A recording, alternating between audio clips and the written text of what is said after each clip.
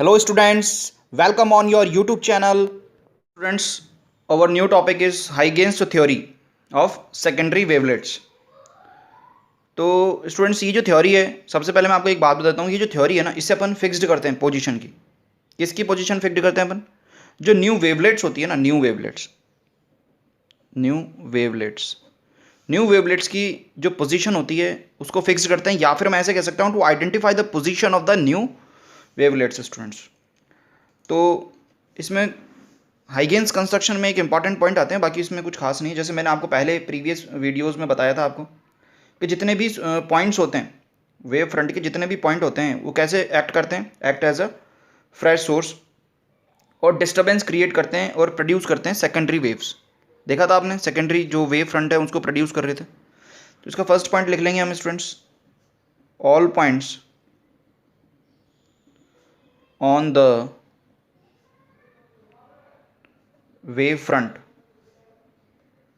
act as fresh source of disturbance and produce secondary waves बोलते हैं उसको, और वेवलेट्स। और स्टूडेंट्स ये जितने भी वेवलेट्स हैं ये ग्रो करते हैं with the same speed as that in median, यानी कि जो लाइट की जो स्पीड होती है उसी से ये ग्रो करते हैं स्टूडेंट्स। तो इसको लिखेंगे these wavelets grow with same speed in the medium. ज़्यादा मैं इसमें लिखवाऊंगा नहीं स्टूडेंट्स। आप देख रहे हो कि सर ये आप 11th-12th को पढ़ा रहे हो या फिर IIT को पढ़ा रहे हो। अरे तो भाई ये सारे पॉइंट जानना जरूरी है आपको, आप करोगे कैसे क्वेश्चन, ठीक है ना। So the third point is the Huygens construction, important point है सब। चलो आप धीरे धीरे सब करवा दूंगा मैं आपको। हाइगेन्स कंस्ट्रक्शन, तो हाइगेन्स कंस्ट्रक्शन को समझिए सबसे पहले आप। मैंने आपको बताया था हाइगेन्स कंस्ट्रक्शन किस काम में आती है, to identify the position of the new wavelets. देखिए यहाँ पर मैंने क्या काम किया, एक सोर्स ले लिया, ये सोर्स अपने पास में है, ठीक है। यहाँ से कुछ वेवलेट्स प्रोड्यूस होगा। वेवलेट्स तो आप जानते ही हो, अभी अपन ने वेव फ्रंट प्रोड्यूस हो रहा है। वेव फ्रंट अभी भी अपन ने पढ़ा है। तो यहाँ से मैंने एक वेव फ्रंट बना लिया, ये देखिए।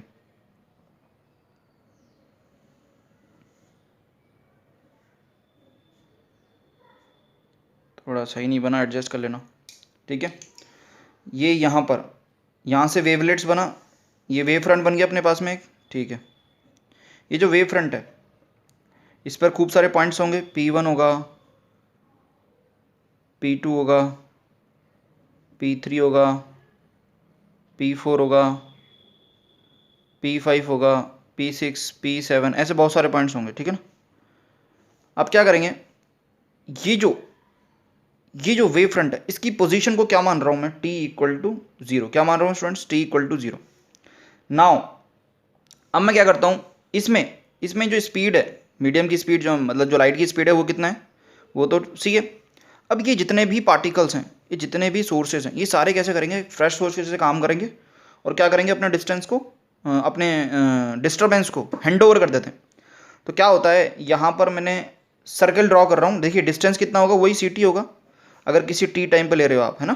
तो यहाँ पर एक सर्किल ड्रॉ कर देता हूँ, ऐसे ऐसे ऐसे ऐसे, ये भी एक सोर्स है तो ये ऐसे और ये ऐसे, ठीक है। अब इन सब की जितनी भी ये डिस्टेंसेस है ना, ये CT है, ये भी CT है, ये भी CT है, ये भी CT है, ये भी CT है, ये भी CT है, and this one is also CT students. अब मैं क्या कर रहा हूँ, इन सब के ये जो पॉइंट्स हैं, इन सबको अटैच कर रहा हूँ और एक डायग्राम बना रहा हूँ स्टूडेंट्स। जरा देखेंगे अपन, मतलब एक तरीके से मैं एक कॉमन टेंजेंट प्लेन ड्रॉ कर रहा हूँ स्टूडेंट्स, एक कॉमन टेंजेंट प्लेन ड्रॉ कर रहा हूँ मैं। इसको ज़रा देखेंगे अपन, पूरा ड्रॉ नहीं किया है, हाफ ही ड्रॉ किया है ताकि आपको समझ में आए। ऐसे इसको बोलते हैं कॉमन टेंजेंट, यहाँ नाम लिख देता हूँ मैं, कॉमन टेंजेंट प्लेन। इसको मैथमेटिक की जो डेफिनेशन होती है उसमें एनवलप भी कहते हैं। मैथ्स में इसको एनवलप भी कहते हैं।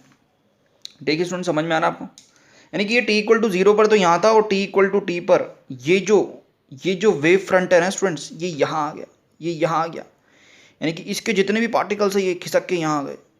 इन्होंने अपना जो डिस्टर्बेंस था वो हैंड ओवर कर दिया, अपना डिस्टर्बेंस था जो हैंड ओवर कर दिया, और ये सारा एक और वेवलेट्स बन गया। तो ये जो पोजीशन होती है ना स्टूडेंट्स, इसी को कहते हैं अपन सेकेंडरी वेवलेट्स। ठीक है स्टूडेंट्स, तो क्या होता है इसके बारे में थोड़ा लिखता हूं। देखिए, the common tangent plane of the secondary wavelets, the common tangent plane of the secondary wavelets. इतना बोल दिया मैंने, इसी को लिख लेता हूं, the common tangent plane of secondary wavelets. क्या कर रहा है सेकेंडरी वेवलेट्स? क्या है ये स्टूडेंट्स? यही क्या है? New wave front. यही क्या है स्टूडेंट्स? New wave front. इसको कैसे लिखेंगे? The common tangent plane of the secondary wavelets gives the position of the new wave front, gives the position of new wave front. समझ में आ रहा है आपको? चलो एक और एग्जांपल लेते हैं अपन। एक लीनियर सोर्स का एग्जांपल ले रहा हूं मैं आपके लिए। ये लीनियर सोर्स है, वापस से बहुत सारे पार्टिकल्स होंगे इसके ऊपर।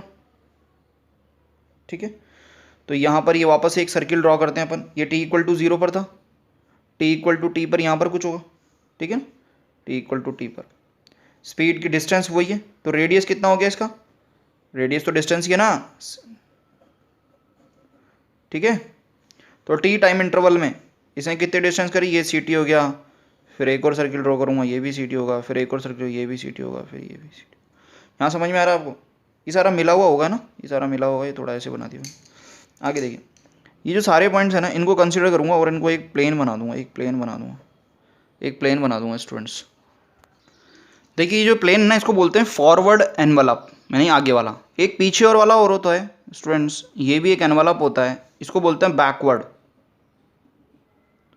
इसको जो हाइगेंस था उसने क्या कर दिया था? डिस्कार्ड कर दिया था। रीजन क्या होता है कि उसने हाइगेंस ने क्या माना था? हाइगेंस ने क्या माना था? वो ये मानता था, वो ये सोचता था स्टूडेंट्स की जो एनर्जी होती है वो प्रोपोगेट होती है in the forward direction, in the forward direction. इसलिए उसने इसको डिस्कार्ड कर दिया था, इसको रिफ्यूज कर दिया था, और इसको इसने सपोजिशन लिया था। तो आपको समझ में आया होगा। अगर नहीं आया तो इसको एक दो बार और देखिए स्टूडेंट्स, रिवाइज कर करके देखिए। यही तो फ़ायदा होता है यूट्यूब पर वीडियो देखने का।